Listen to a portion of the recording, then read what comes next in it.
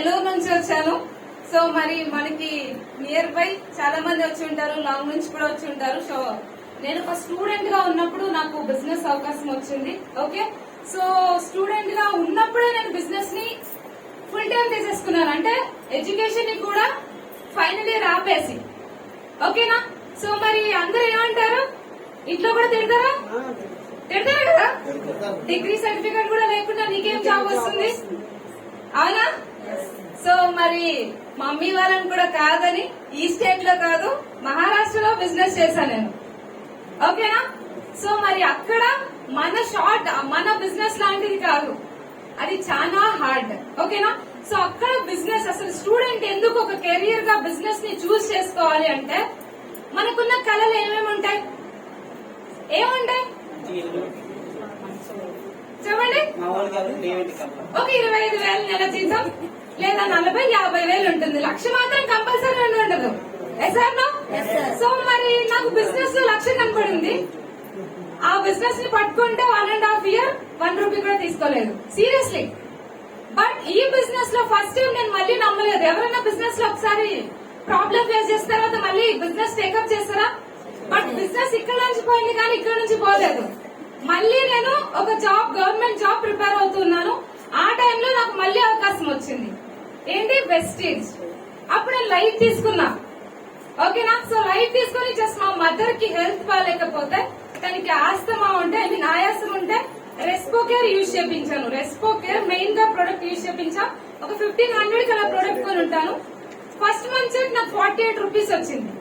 అక్కడ 1.5 year చేస్తే నాకు సింగిల్ రూపీ రాలేదు.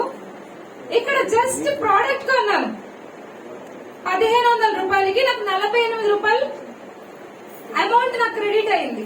ఐ మీన్ నాకు చూపించింది. చాలా హ్యాపీ ఫీల్ అయ్యాను నేను. సో దెన్ నేను స్టార్ట్ చేశాను బిజినెస్ ని.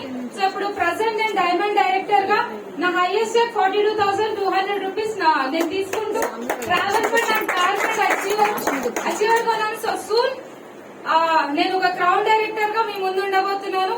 సో ఇంత లాంగ్ ఎందుకు వచ్చాను అంటే, నేను బికాస్ అప్లైనర్ ఒక్క మాట రండి అంటే వచ్చేసాం. ఓకేనా? అప్లైనర్ మాట ఎవరన్నా నో చెప్తారా? జస్ట్ వచ్చేయండి అన్నారు. నైట్ టికెట్, అది కూడా తత్కాల్లో చేశారు, సారే చేశారు. సో మన great leader mentor Mahesh TVR sir. So నేను నెల్లూరులో అక్కడే ఉంటా, అక్కడ ఉంటాయి. ఇక్కడ ఆయన చెప్తారు, అక్కడ నేను ప్రొసీజర్ ని కంప్లీట్ చేస్తాను అనమాట. ఓకేనా? సో అప్లైనర్ ఇందాక సార్ చెప్పినట్లు అప్లైనర్ కి అతుక్కొని ఉండాలి. ఆయన వద్దు వద్దన్నా కూడా మనం వెళ్ళి అతుక్కునేలా ఉండాలి. ఓకేనా? లేదంటే బయట ఉన్న నెగటివ్ ప్రపంచం మనల్ని చేంజ్ చేయడానికి సిద్ధంగా ఉంటుంది.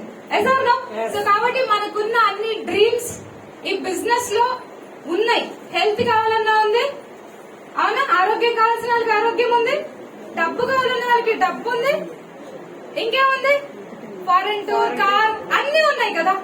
మరి ఎందుకు టేకప్ చేయకూడదు? ఎస్, అన్ని ఉన్నాయి అని తెలిసి కూడా నెగ్లెక్ట్ చేస్తాం మనం. ఎస్. సో కాబట్టి మీరు అందరూ ఈ బిజినెస్ ని సార్ చెప్పినట్లు ఇందాక బిజినెస్ విని వదిలేయకుండా దాన్ని ఎప్పుడైతే మనం ఇంప్లిమెంట్ చేస్తామో డెఫినెట్లీ మనకి మంచి రిజల్ట్స్ అనేవి వస్తాయి.